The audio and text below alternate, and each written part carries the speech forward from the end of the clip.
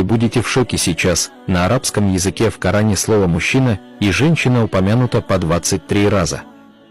Не секрет, что каждая наша клетка содержит по 46 хромосомов. А в половых клетке у мужчин и женщин содержит 23 хромосомы, таких как сперматозоиды и яйцеклетки. Это называется диплоидным числом хромосом. Когда сперматозоид и яйцеклетка объединяются в процессе оплодотворения, образуется зигота с 46 хромосомами, что является нормальным числом хромосом в человеческих клетках. Это неопровержимое доказательство того, что Коран ниспослан от Творца всех миров. Ведь в VII веке никто не знал, что такое хромосомы, тем более о их количестве в клетках.